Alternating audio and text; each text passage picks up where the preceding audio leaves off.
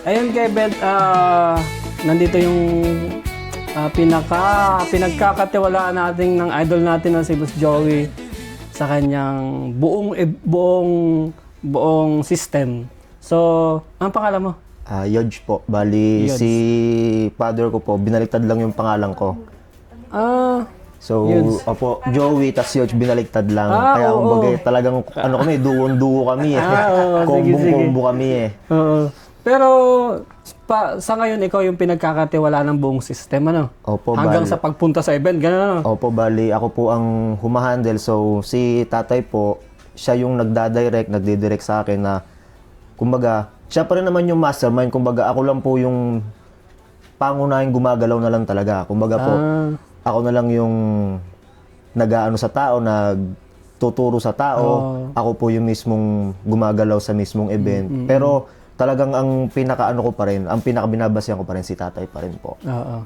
Kumbaga, nagiging mentor mo pa rin talaga tatay mo. Opo, talagang kung hindi kumpara kay tatay, talagang wala naman ako Pero dito meron eh. kayong nagkakaibang decision minsan.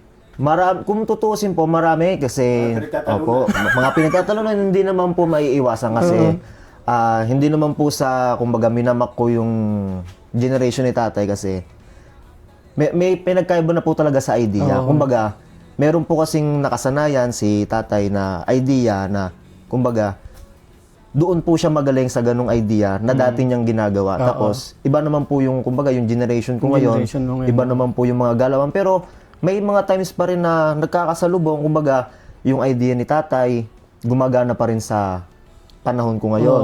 Ganun pa rin po. Pero, ang kagandahan po kasi sa amin ni tatay, kumbaga, more on pagtatalo man kami, pag nag-combine yung idea namin, talagang, ano talaga, swak talaga, quality talaga. Ganun po. Sa tingin ko, hindi naman talaga nawawala yun eh. Opo, Hindi nawawala yun yung halos parehas na kayo ng, wala nang ano dun.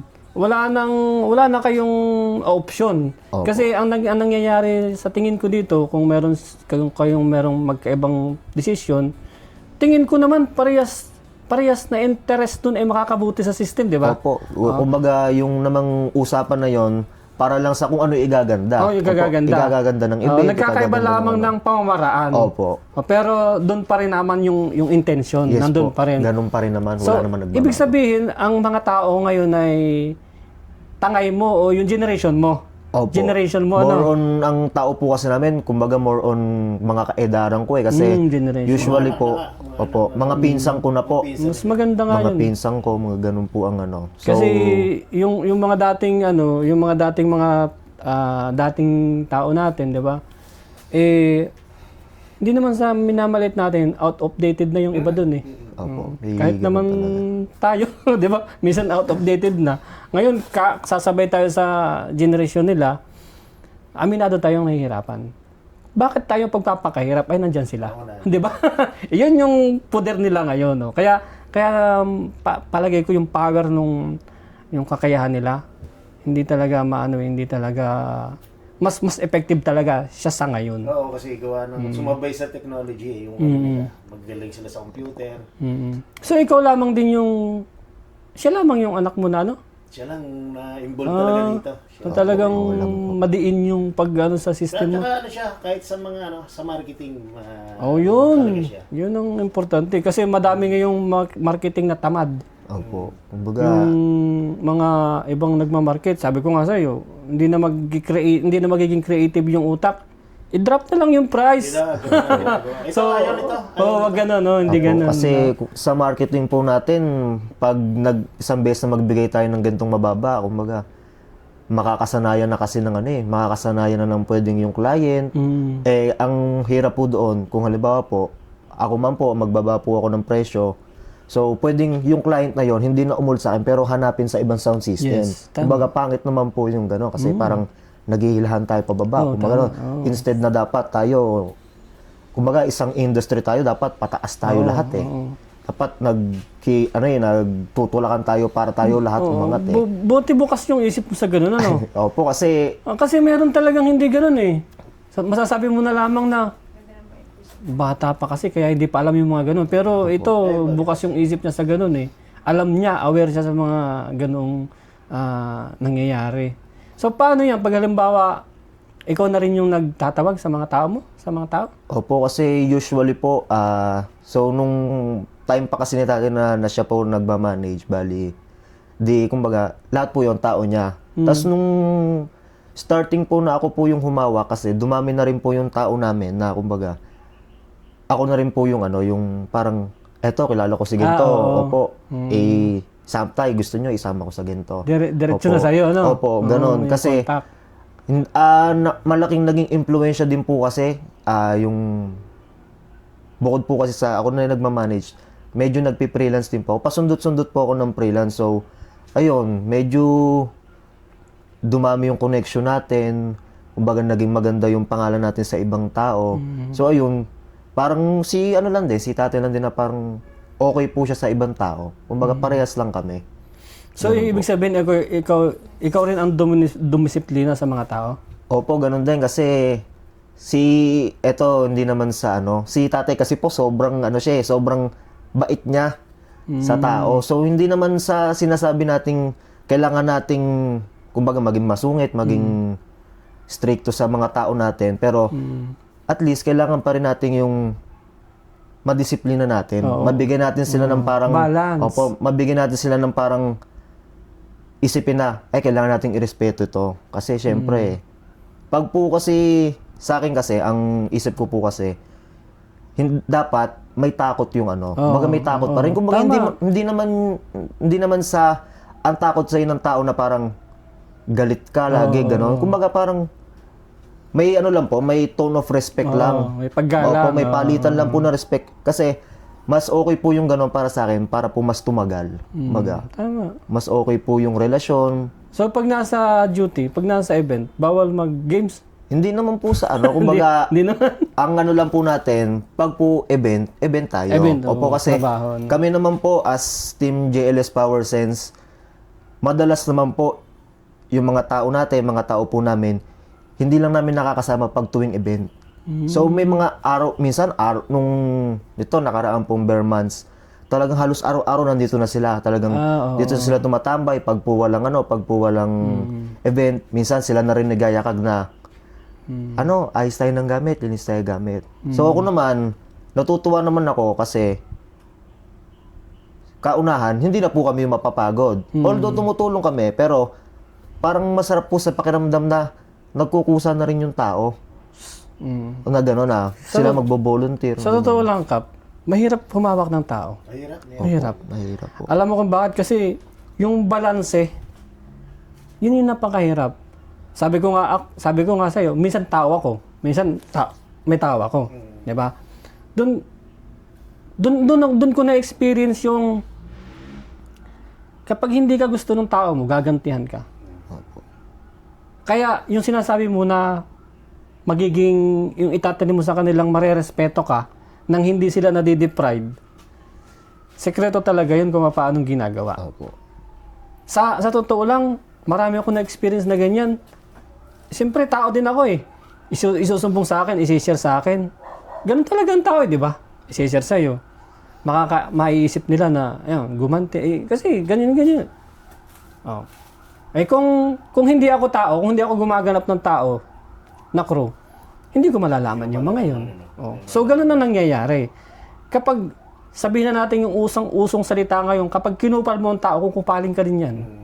Kaya yung balancing paghingi o pagrespeto sa nagmamanage, napakahalaga dun sa negosyo, sa tao. Tsaka importante rin yung minsan, nakikipag-banding ka, nakikipag-biruan ka din. Pero dapat may label din yung katulad ng sinasabi niya, di ba? Yan naman yung mga kasama namin ngayong mga crew. Talaga yan, mga may respeto, may respeto naman talaga sa amin yan. Maayos naman po lahat. Kaya maganda ngayon na i-build nyo eh. Sa iba kasi, bahala na eh. Pag halimbawa ang event maagang-maaga, kailangan alis, dito na nagtutulugan yan. Dito na sila Sa iba, hindi ka sasamahan kasi hindi nag-alarm. Opo. Yun. Di ba? May mga ganyan, di ba? May mga namimili kasi Oh, pero May mga bakit taong kasi namimili. ganun? Kasi minsan, ang dahilan din naman na yung may-ari. hindi rin talaga nila pinahalagahan yung kakayanan. Kumbaga po, hindi naging maganda yung relasyon. Yung bibigyan mo ng konsiderasyon ng mga tao na, halimbawa, ganun kahaba yung oras. Mm-hmm. Ganun na sweldo na Yun, binibigyan mo. marunong ka dapat gumamay dun sa tao.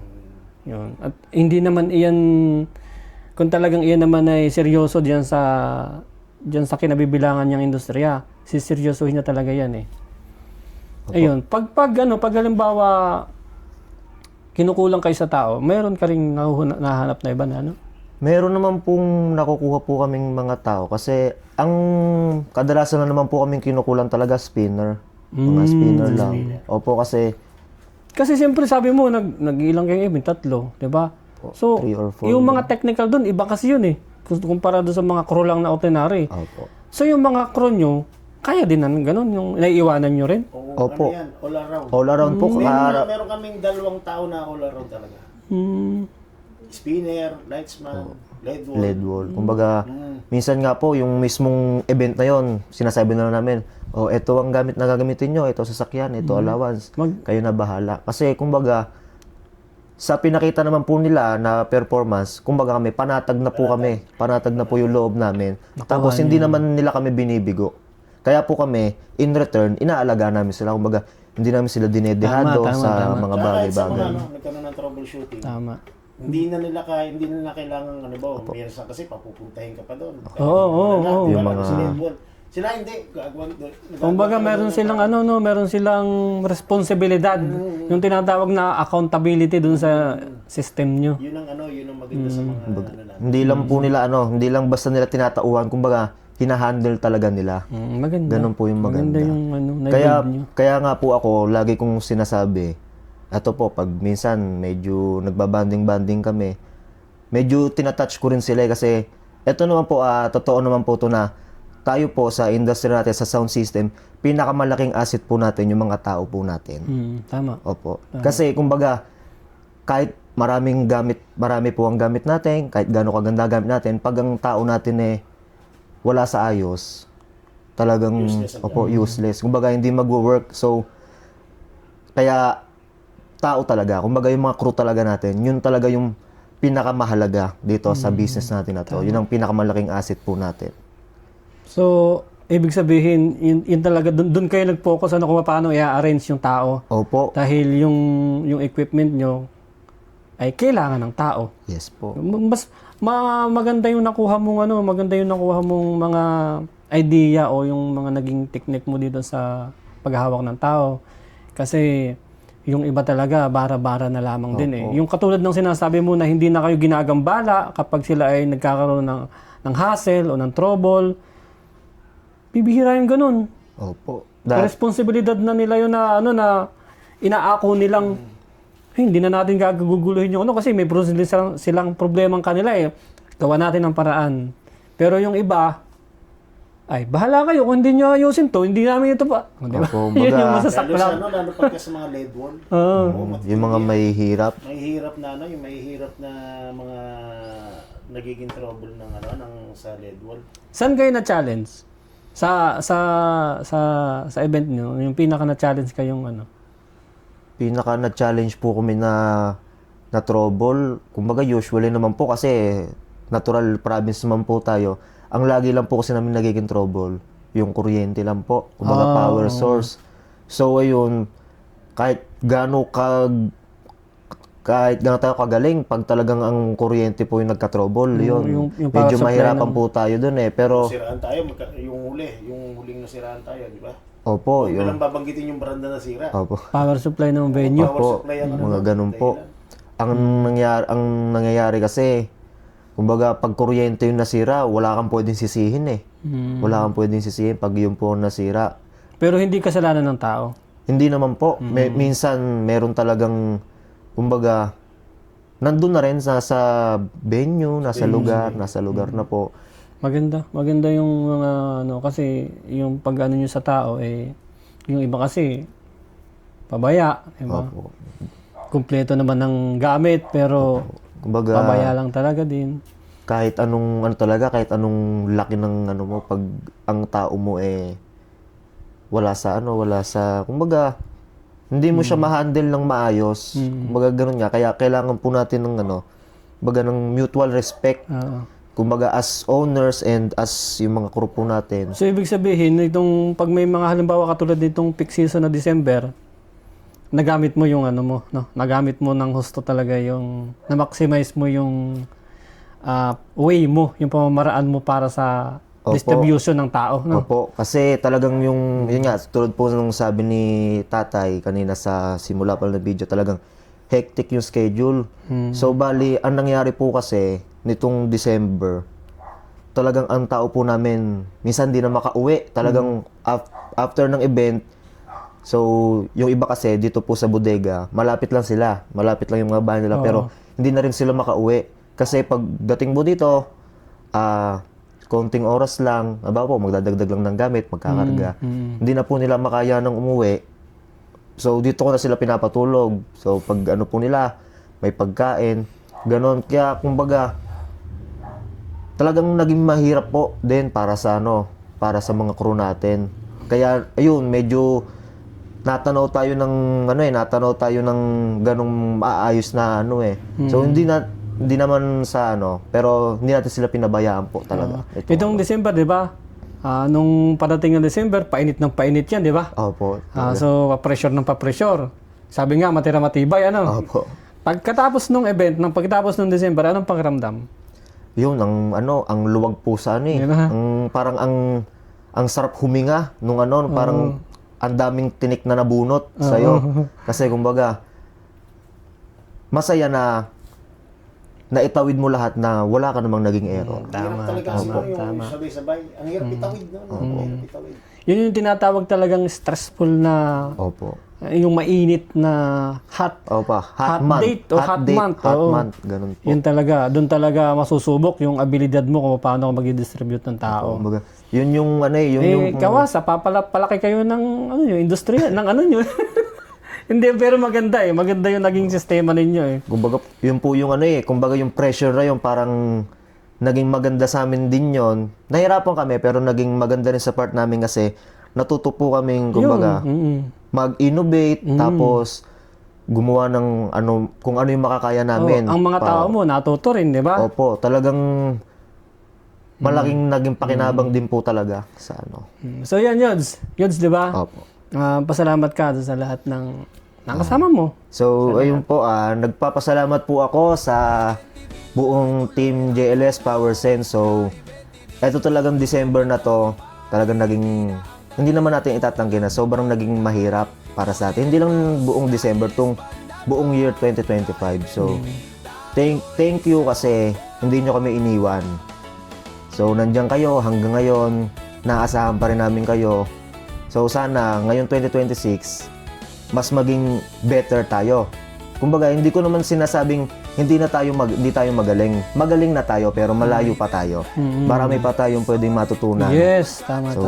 Ayun po, nagpapasalamat ako sa lahat, sa crew, sa lahat po ng sumusuporta, kahit yung mga simpleng mga kakilala lang natin na kahit pag nag-a-advertise tayo, talagang number 1 supporter yon. Nagpapasalamat po ako sa mga ganyan.